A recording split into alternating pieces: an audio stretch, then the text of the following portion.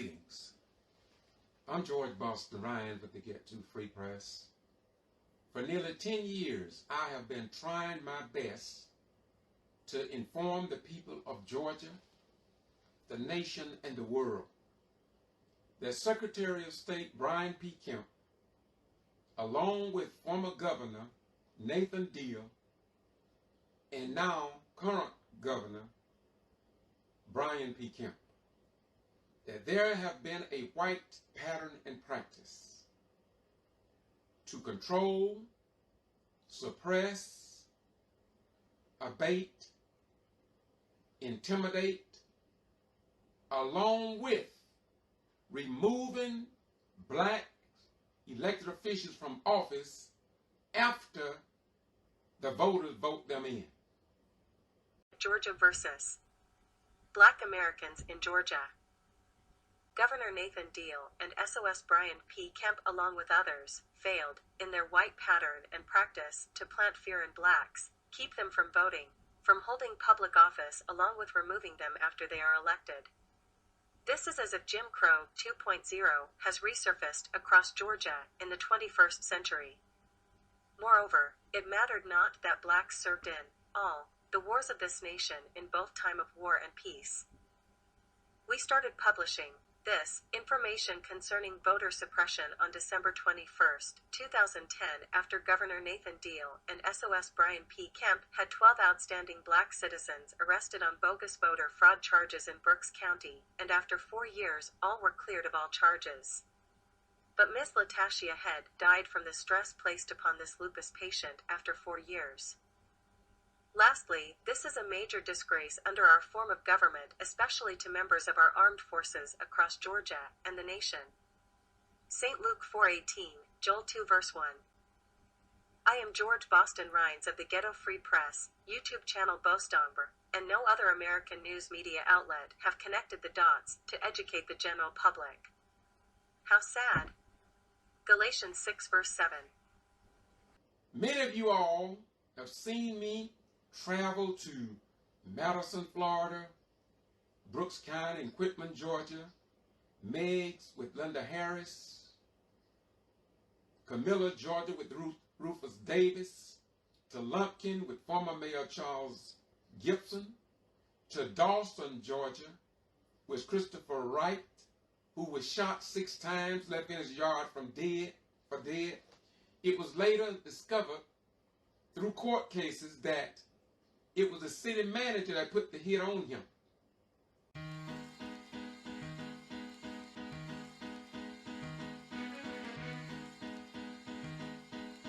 Then I was called to Clayton County, Georgia.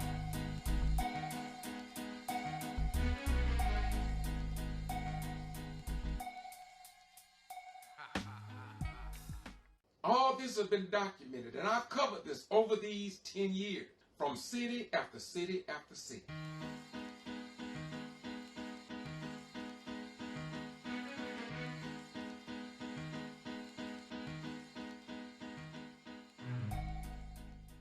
I just want you all to look not at what I publish here, but I want you to see what the Honorable Greg Palace published to the world.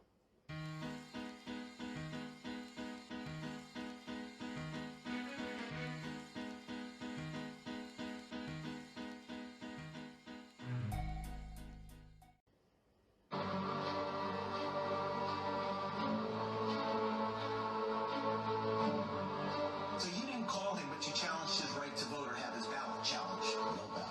Mr. Trump, you have been challenged. Is this an attempt to remove a lot of Democrats, black people from voting? Get out of my house now.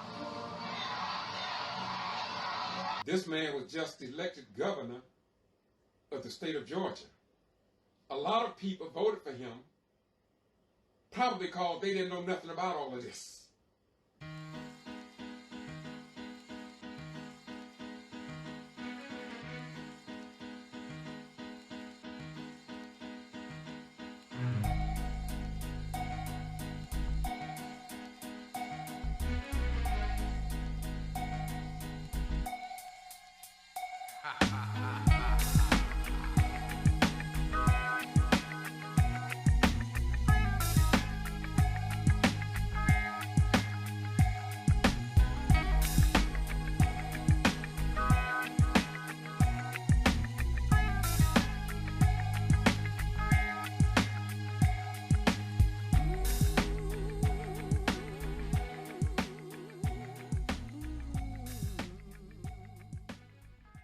Okay, cool.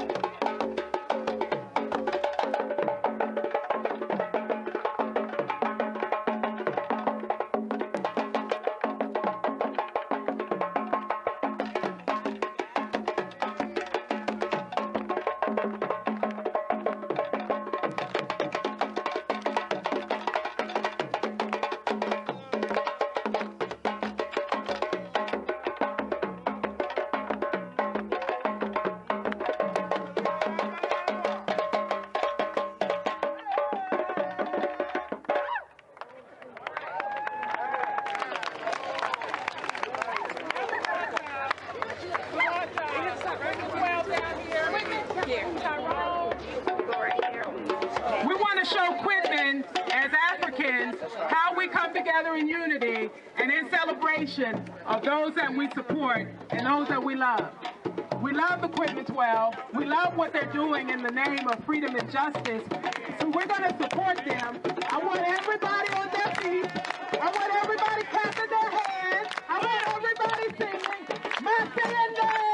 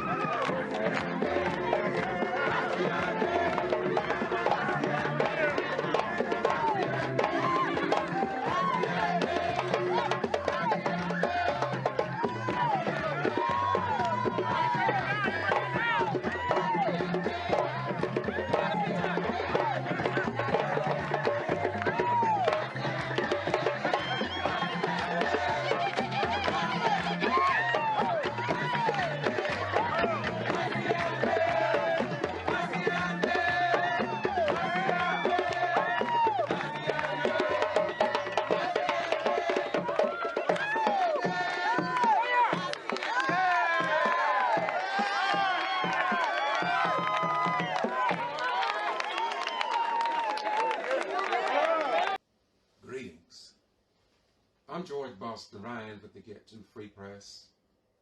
For nearly 10 years, I have been trying my best to inform the people of Georgia, the nation, and the world that Secretary of State Brian P. Kemp, along with former Governor Nathan Deal, and now current Governor Brian P. Kemp, that there have been a white pattern in practice to control, suppress, abate, intimidate, along with removing black elected officials from office after the voters vote them in.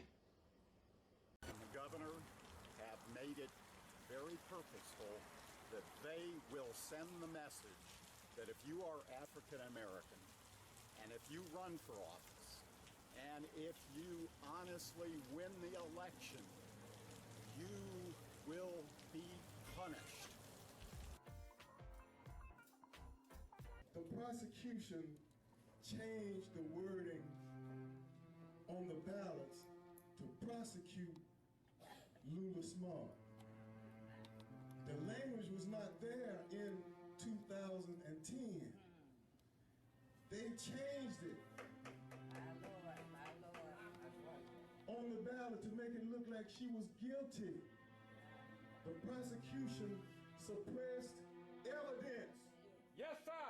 They hid evidence. Show they did. I'm a witness.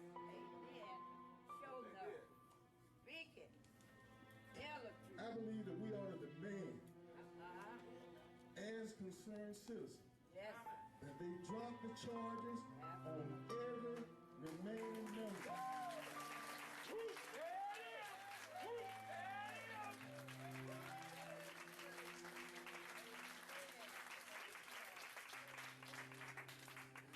Hurts me. My county commissioners, Mr. S.O. Jones, Mr. Joe Wingate, and Mr. Howard Lawson, find nothing wrong with this.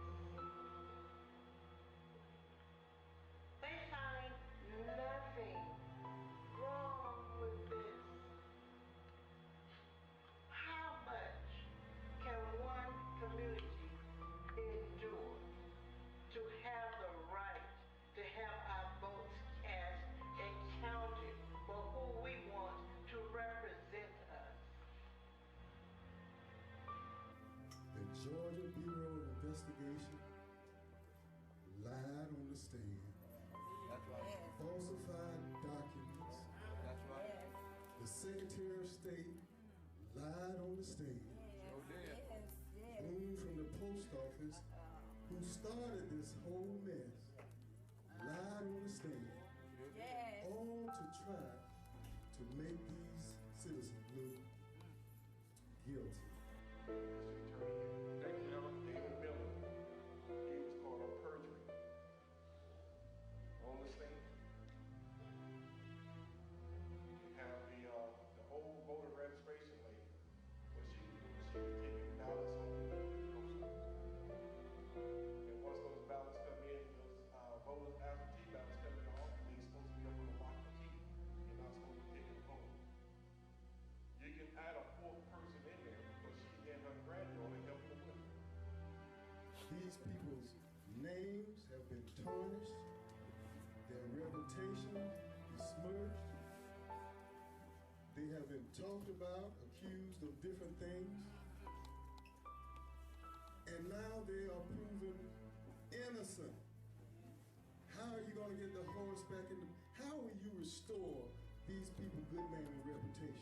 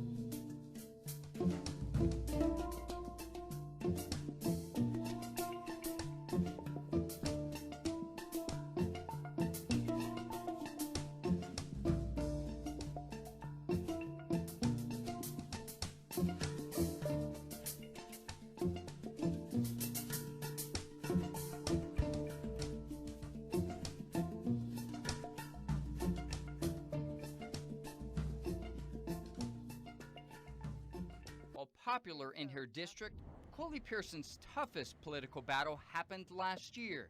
Not on city council. You committed false swearing. No, sir.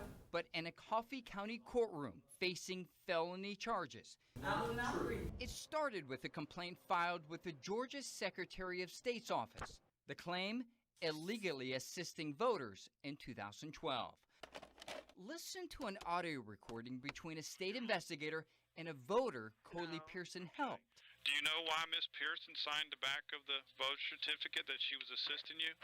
Because I didn't know what to do, what I ought to do. Was that the first time using the machine?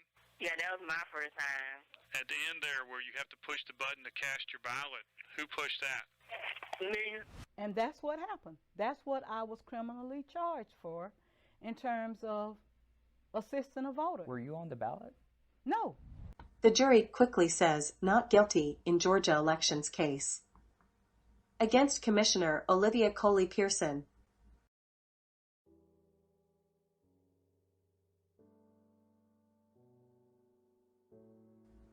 Investigations by Carrie Teagarden. March 15, 2018. Race and politics at issue in the case against a Coffee County official.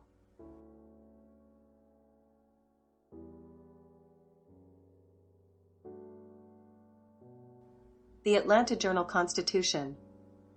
It took a South Georgia jury just 20 minutes to find Olivia Pearson not guilty.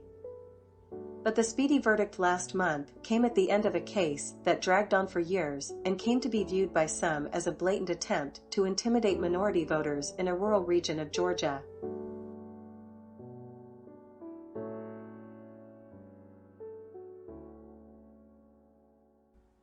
Pearson, the first black woman to be elected to the Douglas City Commission, where she has served for 18 years, was initially accused of multiple felonies tied to the 2012 presidential election.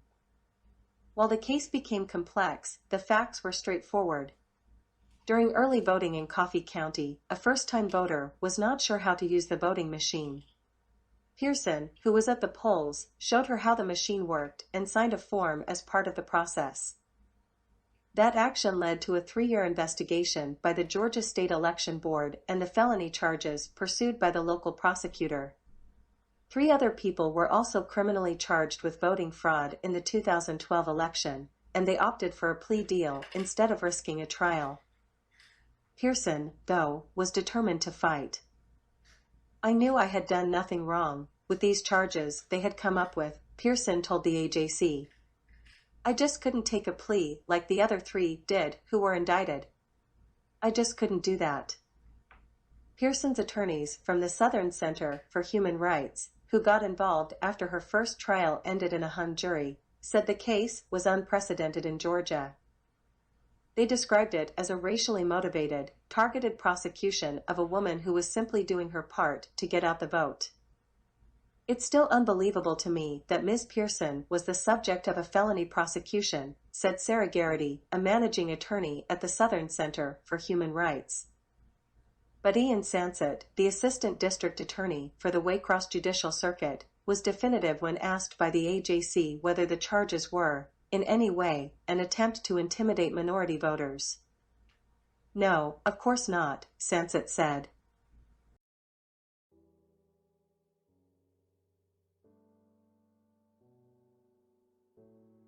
"I've got my job to do, and I did it, and that's all there is to it for me," he said.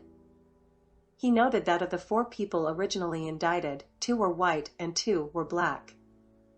The charges, he said, grew out of the investigation by the Georgia State Election Board. That investigation was prompted, he said, when local elections officials became suspicious after noticing an abnormally large number of people giving or receiving assistance at the polls.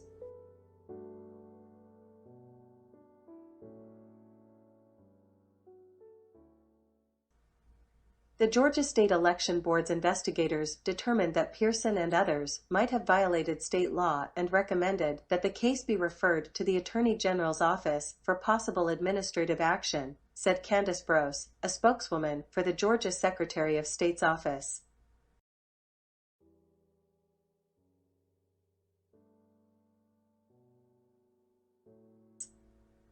The election board is a bipartisan board, but it is attached to Secretary of State Brian Kemp's office, and Kemp serves as the board's chairman. Administrative actions in such cases typically result in fines, public reprimands, and cease and desist orders. Claude Tex McIver, the attorney who is now on trial in the shooting death of his wife, was a member of the election board during much of the time the Coffee County case was under review. The election board did not seek the criminal prosecution, Bro said. The decision to pursue criminal charges was made at the local level, Bro said in a statement to the AJC.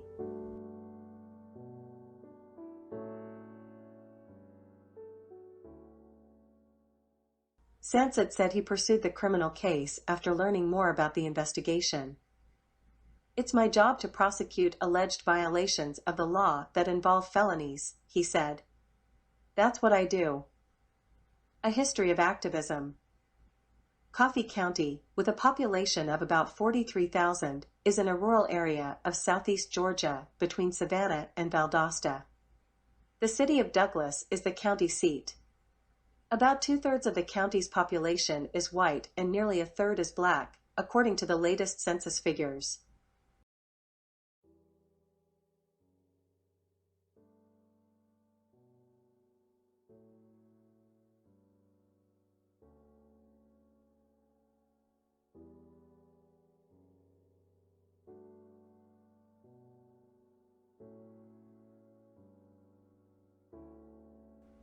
Pearson grew up in Coffee County, returning after she graduated from Clark College. Her mother helped sue the city of Douglas in the 1970s to gain more political representation for blacks, according to Pearson's attorneys. She lived long enough to see her daughter elected to the city commission. Pearson said she has worked to get out the vote for her entire adult life, starting when she worked on Andrew Young's mayoral campaign in Atlanta when she was a student at Clark. She said she encourages people to register to vote. If they need a ride to the polls, she takes them.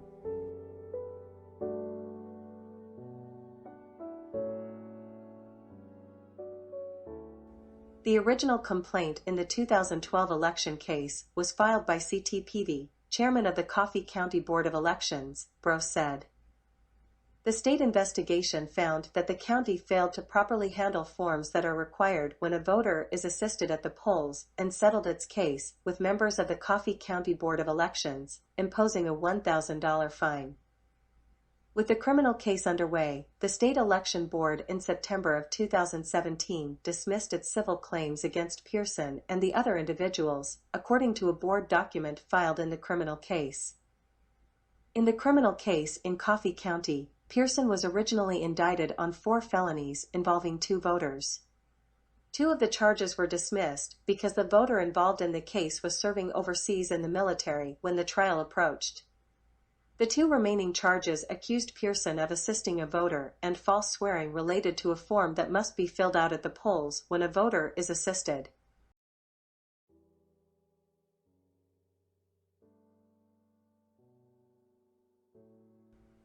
Sansett said Pearson falsely swore on the form that the voter qualified for assistance with voting when, in fact, she did not. There was never an allegation that Pearson ever helped with marking the ballot or making voting decisions. Pearson said she was shocked and devastated when she heard of the criminal charges. I just thought that was real low down and dirty, especially with me being an elected official. I just couldn't believe it. I couldn't sleep for days.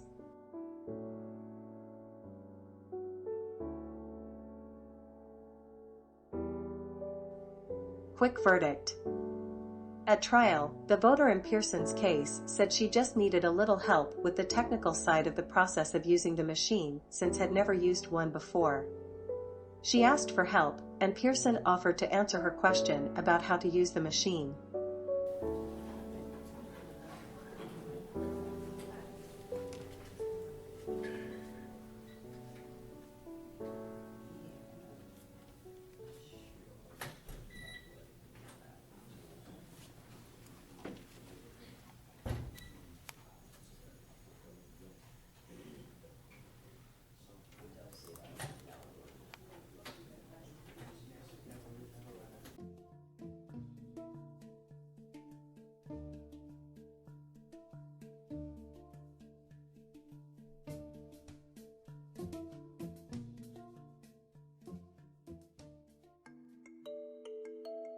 How you doing, folks? Andy Parati here with the 11 Alive Investigators. Let me tell you about a story that is starting to develop that we are working on right now. You may have heard about claims of voter suppression in Georgia and the Secretary of State's office getting sued for putting voter registrations on hold. Well, let me tell you about details about voter intimidation you may not have heard yet. I bet you haven't heard yet. It involves a grandmother in Georgia who almost went to prison for assisting a voter.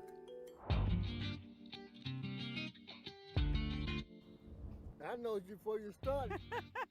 We go back a long way. We were next door neighbors. She's not on this year's ballot, but it's easy to see why Olivia Coley Pearson has served 19 years on Douglas City Council, unopposed. So we all go way back. She knows her constituents. Thank you, sweetie. While popular in her district, Coley Pearson's toughest political battle happened last year. Not on city council. You committed false swearing. No, sir. But in a Coffee County courtroom facing felony charges. Not true. It started with a complaint filed with the Georgia Secretary of State's office. The claim, illegally assisting voters in 2012. Listen to an audio recording between a state investigator and a voter Coley Pearson helped. Do you know why Miss Pearson signed the back of the vote certificate that she was assisting you? Because I didn't know what to do, what I ought to do. Was that the first time using the machine? Yeah, that was my first time. At the end there where you have to push the button to cast your ballot, who pushed that? Me. And that's what happened. That's what I was criminally charged for in terms of assisting a voter. Were you on the ballot?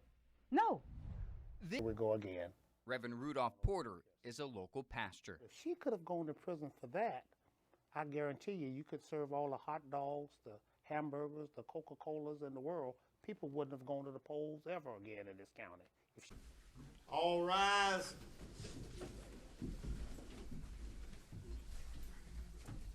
Thank you. May be seated. At her first trial, the jury was 11-1 in favor of convicting Pearson. One juror held out. What's the date? I got it right here. April 17th? 17? Yeah, it's 17. That's correct.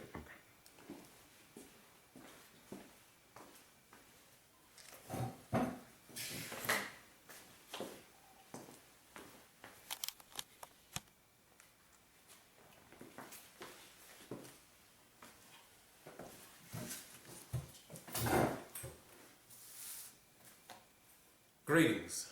I'm George Boston Rhines with the Get To Free Press. And as you know, I'm covering 18 cities and counties where voter suppression, intimidation, impeding the black vote, and removing black elected officials from office. I was called to Douglas some time ago when we elevated our investigation from Madison, Florida through approximately 17 other cities. I was called to Douglas. And these group of black Americans and 2 whites were indicted on voter fraud. When I arrived in Douglas, I met a commissioner by the name of Olivia Coley Pearson. And I've traveled with her, I have posted videos. But now, she, like many others, had to go and face a judge and a jury. And after the verdict came in that case, it was determined to be a mistrial. They only brought her up on 2 charges. 2. I want this juror to tell you what they were deliberating on.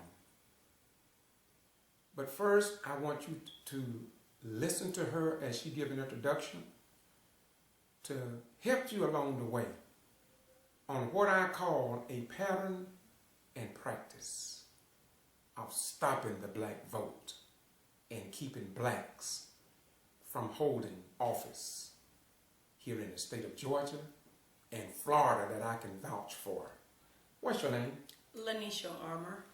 Lanisha Armour, how you spell your first name? Lanisha, Lenecia. Last name? Armour, Armour. Where are you from? Douglas, Georgia. What are your educational level? Finished high school, and that's pretty much it. High school diploma, okay. And I guess you received a notification or someone through the mail to do what as far as the jury selection, or you was in the pool of potential jurors, right? Yes, sir. Okay, and you was selected? Yes, sir. How many was on your jury? There was 14 and 2 alternates. And 2 alternates, okay. How many blacks? There were 3 blacks total, and only 2 served on the juror's case as deliberator. So one of them was an alternate? Yes, sir. Okay. 1 alternate black and 1 alternate white. Okay. Was there any Asians or other ethnic individuals on that particular jury? Yes, sir. There was 1 Hispanic. 1 Hispanic, okay. Have you ever served on a jury before? No, sir. That was my very first time. Before we get into some of the questions, can you tell me a little bit about what you thought a jury would be in comparison to what it actually was after you was selected to be on it? I more have thought a juror being, I know when you get back there, it's going to be, some where we're going to agree and some we're going to disagree. But when I got back there, it was just pointing of the fingers on your opinion. Like, it made people mad if you didn't side with them and if you stood up for what you felt like was right. And I had no idea it would be like that. It was on the first day after I left in tears because, it was just that bad. When you say it was just that bad, you mean along the lines of dealing with race? Yes, sir. Okay. Yes, sir. It started when I first got there. Well, excuse me. Just go and tell your story. Just go any way you wanted to. Tell us what actually happened when you was in that jury box. Okay. Well, to start, when I first got there, I didn't do any research on the case. I went in with a clear mind and heart. So when I got there, of course, when I walked in the room, no one said good morning. That's fine. I'm a big believer in when you enter, you speak. So I sat down and I told everyone good morning. So after me, followed me was a white lady. When she come in, they spoke good morning. Following her was one of the black jurors, the alternate. No one said good morning. And following him was a white guy, where everyone said good morning. So, I took that in consideration, but I still tried to keep an open mind towards everything. So once we got back there, after hearing the trial, within 2 or 3 minutes of being back there, everyone had come up with a verdict. So when we knocked on the door for the bailiff clearly told us that we hadn't been in there long enough to deliberate to come up with a verdict.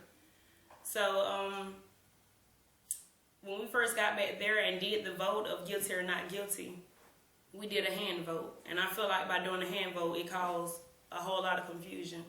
Of course, at first I was 11-1 on both charges. I was the only one standing not guilty. And being that, they automatically started pointing the finger. So we went around the room deliberating, person by person. And when it got to me of saying not guilty, they wanted reasons of why. But we went around the room, and some people never stated why they felt guilty or not guilty. The Hispanic guy, to me, was clearly lost about everything that was going on. He didn't understand the concept of everything. On one vote, we wrote it on paper, and he didn't even understand what route we was going with that. So he never deliberated, never nothing. He automatically said guilty, and I felt like he was just following along with everyone else instead of speaking up for what he felt was right. With the deliberating, with the pointing of the finger, I felt like if we would have did it unanimously or anonymously or whatever, writing it down, I felt like that would have been a better decision to do. They told me that by me deliberating, they would have knew that it was me saying not guilty, but like I told her, you would have assumed, but you would have knew for sure. It would have never been facts.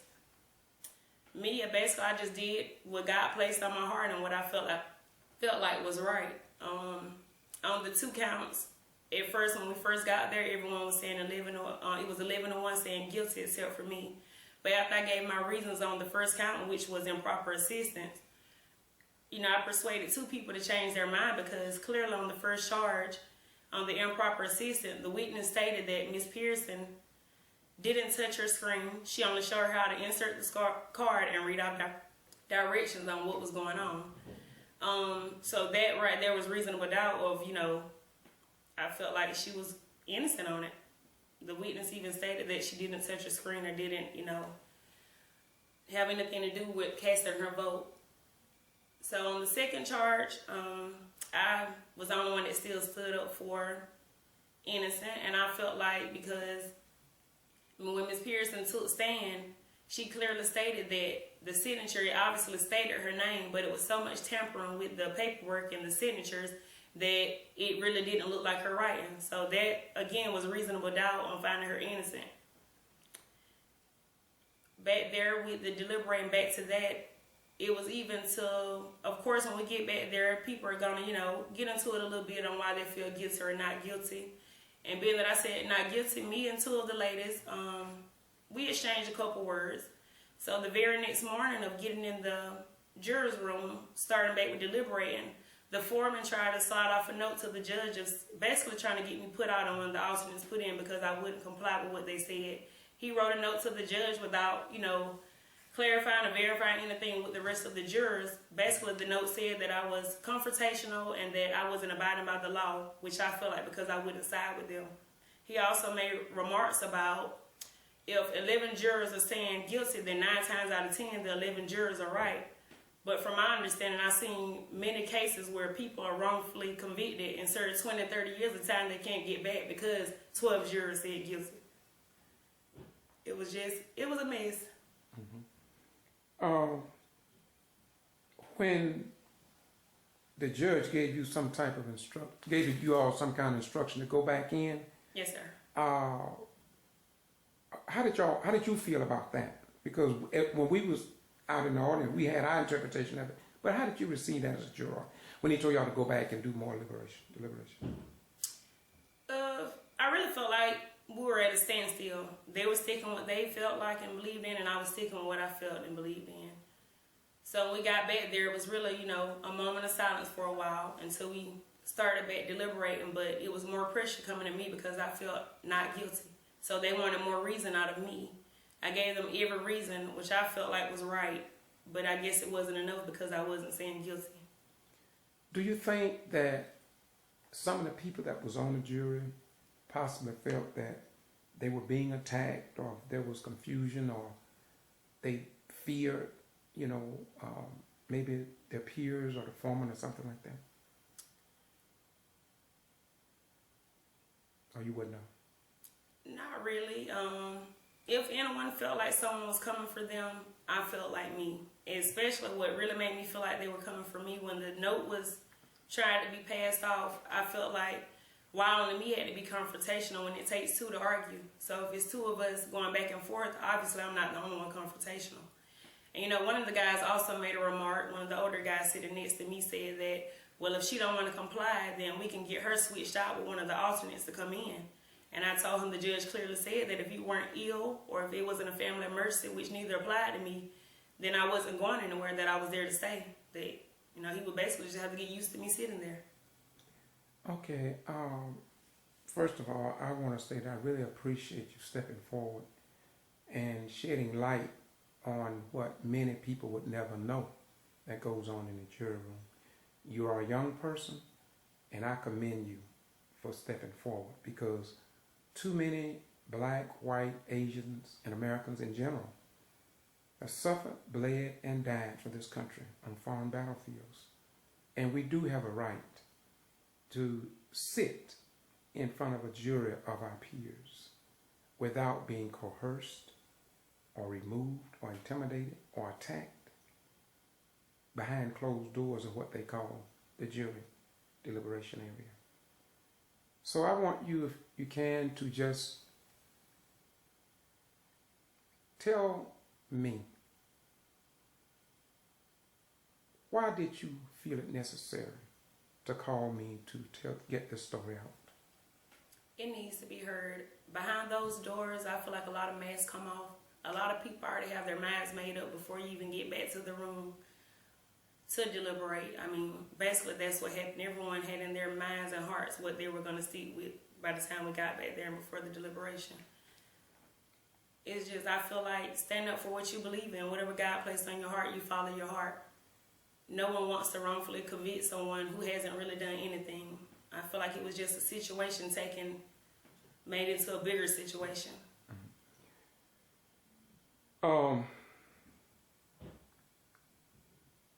Tell me a little bit about, you've talked about it, but sum it up in short review, the attitude and the professionalism or unprofessionalism of the jury foreman, because I believe he possibly was the most educated.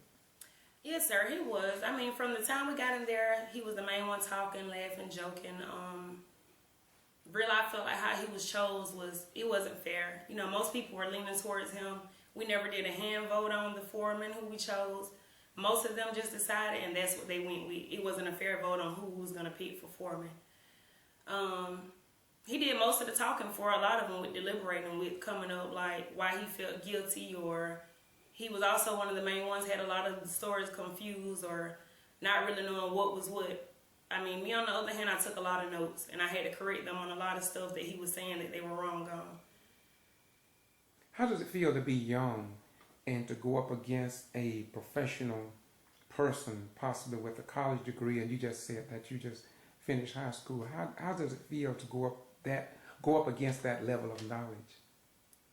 Or supposed to be level of knowledge? I didn't feel any type of way, really. No intimidation? No intimidation? No, not at all, because when you stand on what you believe in and human can't make you go left or right or choose, when you have a mind of your own, you'll always be able to stand up for yourself as long as you keep that attitude. Okay, let's close this out, and I want you to close it out by stating once again, as I come to join you, I want you to state how long did it take you all, after all those hours, to reach a decision? How long did it take that jury? Within the first 2 or 3 minutes with being in there, everyone had come up with a verdict. And that verdict was what? The very first time it was 11-1 on the first charge, 11-1 on the second charge, and by the end of trial, on the first charge it was 9-3, and on the second charge it was still 11-1. And so it ended up being a mistrial based upon what? That second count, 11-1. That one person standing up. And who was that? That was me.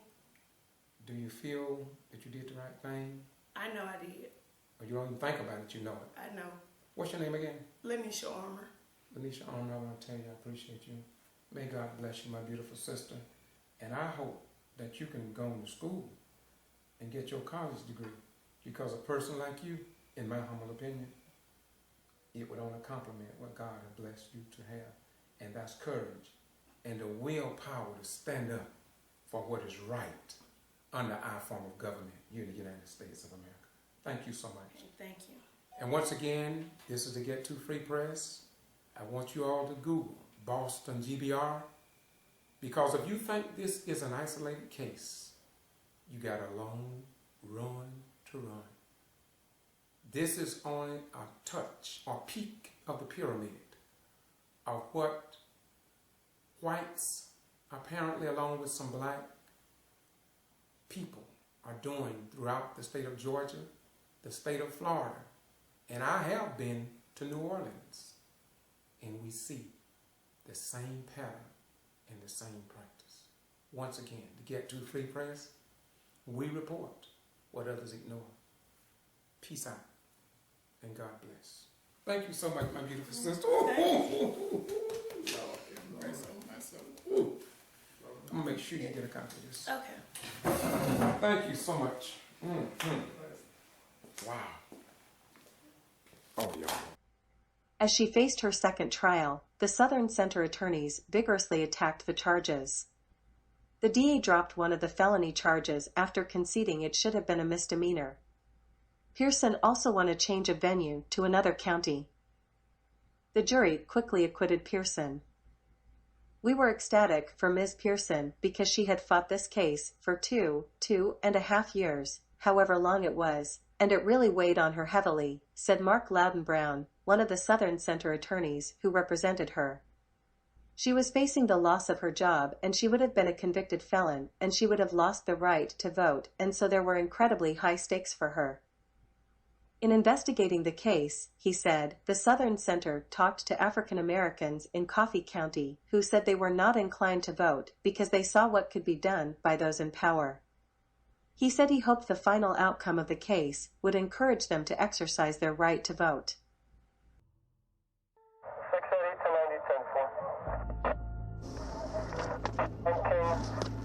I again was doing what I do, talking to people everywhere I see them at. Hey, have you voted? Ms. Pearson? Yeah. Not everybody likes that I'm doing it. Olivia Pearson's mother led the county's NAACP. My mother sued the city of Douglas to get more representation on the city council. After years of registration drives, Olivia became the first Black woman to win election to the council. When I received the letter in 2016 from the Secretary of State signed by Brian Kemp. Kemp used his power as head of the state election board to have Olivia charged with the felony crime of interfering with voters. I could have served up to 5 years in prison. So it was very, very, very frightening. It was very depressing. I had to go and receive counseling to help me to cope with it.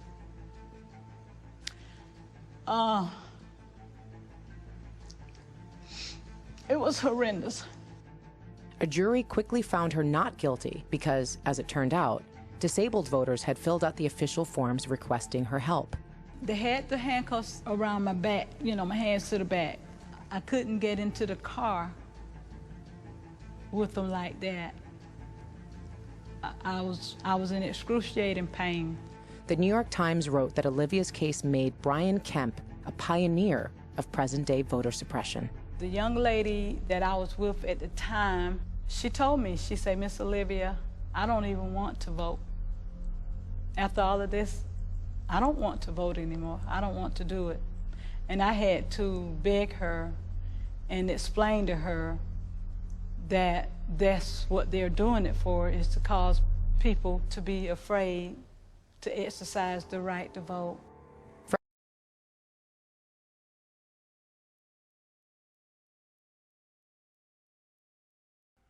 Pearson says that while the case is over, she is still troubled by what took place.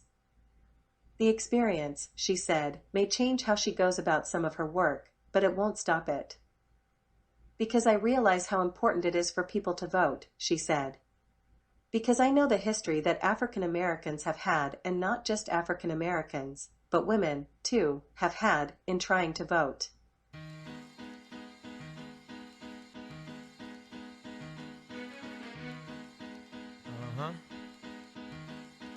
Yo, if I had 100 sheep and one of them got away, I would leave the 99 and go find that one. That's right. Look from the locks and jaws of Satan, I come creating, penetrating with force from the land of the lost. I'm coming like Muhammad got the devil on the run. Rising like the sun, keep your eyes on the one. Look on base, here to bring forth a reborn nation, up against the norm, creating a new formation. This foundation that I be standing on is firm. Look, y'all, we must learn, or as a people we gon' burn in the fire. Let's join hands with the Messiah, the Lamb be Elijah. For real, I ain't no liar. My deepest desire be to resurrect the carcass, breathe like venom, then squeeze out all the venom with momentum and skill. We'll kill Satan at will. You and I be connected, protected by Ezekiel's will for real. I can sense a mental explosion on the move as God's chosen.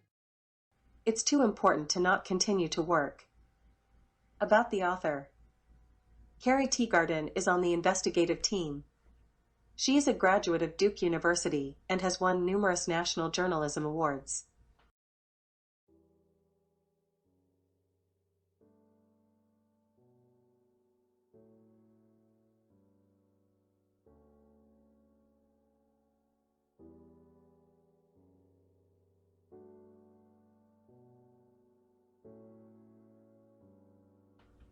This article is used here under fair use to help educate the general public and to strengthen our form of government G.B.R. And this is to Get to Free Press. I'm George Boston Rhymes, and I report what others ignore because you have a right to know. Bye-bye. We're gone. The governor have made it very purposeful that they will send the message that if you are African American and if you run for office and if you honestly win the election, you will be punished. The prosecution changed the wording on the ballots to prosecute Lula Smart. The language was not there in 2010. They changed it on the ballot to make it look like she was guilty. The prosecution suppressed evidence. Yes, sir. They hid evidence. Show they did. I'm a witness.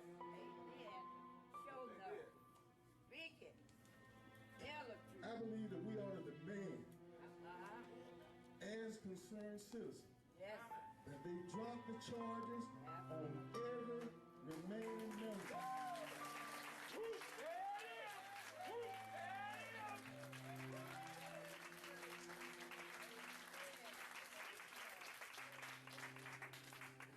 Hurts me. My county commissioners, Mr. S.O. Jones, Mr. Joe Wingate, and Mr. Howard Lawson, find nothing wrong with this. They find nothing wrong with this. How much can one community endure to have the right to have our votes cast and counted for who we want to represent us? The Georgia Bureau of Investigation lied on the stand. That's right. Falsified documents. That's right. The Secretary of State lied on the stand. Sure did. Boone from the post office, who started this whole mess, lied on the stand. All to try to make these citizens look guilty. David Miller gave us called on perjury on the stand. We have the old voter registration lady, where she was taking ballots home. And once those ballots come in, those voters, absentee ballots come in, they're supposed to be up on the lock and key. You're not supposed to take them home. You can add a fourth person in there because she and her granddaughter help them with it. These people's names have been tarnished, their reputation besmirched. They have been talked about, accused of different things, and now they are proven innocent. How are you going to get the horse back in the... How will you restore these people good name and reputation?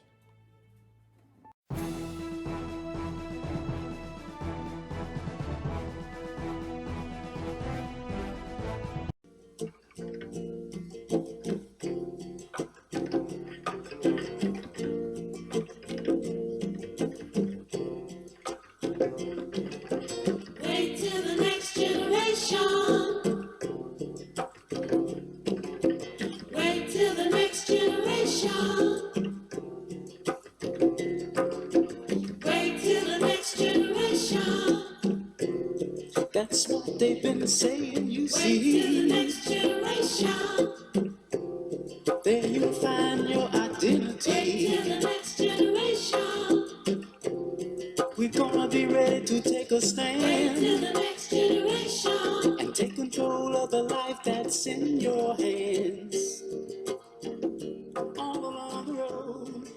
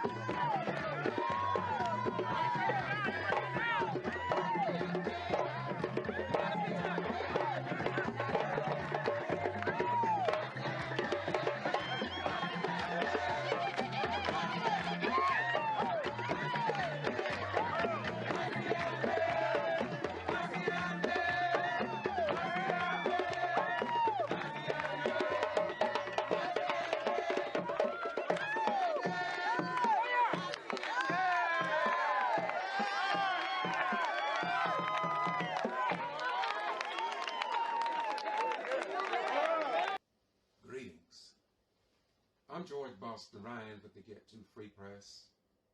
For nearly 10 years, I have been trying my best to inform the people of Georgia, the nation, and the world that Secretary of State Brian P. Kemp, along with former Governor Nathan Deal, and now current Governor Brian P. Kemp, that there have been a white pattern and practice to control, suppress, abate, intimidate, along with removing black elected officials from office after the voters vote them in. Romans 8:7 says, because the carnal mind is enmity against God, for it is not subject to the law of God, neither indeed can be. To God be the glory.